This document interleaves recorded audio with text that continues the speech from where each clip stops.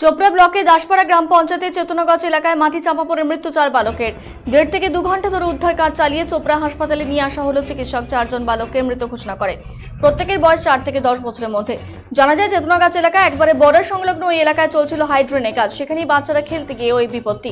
এখন অবধি আরও 1-2 জন চাপা পড়ে থাকার আশঙ্কা রয়েছে। জোর কদমে চলছে খোঁজাখুঁজির কাজ। বলছি যে দাদা এখানে তো আসলেন, কি হয়েছে?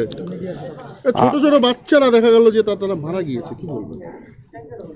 মারা যাওয়াটা তো দুঃখের, কিন্তু ঘটনাটা আমি অফিসে ছিলাম, অফিসে শুনলাম। ওখান থেকে আমাদের পঞ্চায়েত সমিতি মেম্বার রিয়াজুল সাহেব এসে রিপোর্ট করলেন। উনিও চোপড়ায় ছিলেন, ফোনের মাধ্যমে জানতে পারলেন যে ওখানে চেতনাগঞ্জ একটা বিএসএফ ক্যাম্প রয়েছে।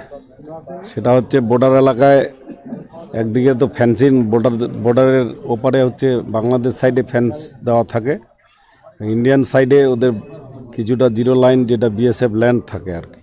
সেই ল্যান্ডের মধ্যে আমি যতদূর শুনতে পেলাম যে বিএসএফের অনুমতিক্রমে সেখানে জেসিপি দিয়ে মাটি কাটা হচ্ছিল। সেই মাটি কাটা হচ্ছিল, এই ছেলেগুলো তো হচ্ছে ইনোসেন্স টাইপের, যা দেখলাম আর কি, যে খুব কম বয়স, 7, 8, 6 বছর, এবং একজনের বয়স যা জানতে পারলাম 14 বছর। ব্যবস্থা করছিলেন এবং জমিটা বিএসএফের জমি। हमारे को तो जब इन्फॉर्मेशन मिली, हमारे उच्च अधिकारियों को मौके पर पहुंचे तो जेसीबी वगैरह लगाई। तो उससे पहले क्या कांड हुआ उसके बारे में हम कुछ नहीं जानते। क्या हुआ क्या पहले, वो पहले हुआ है। हम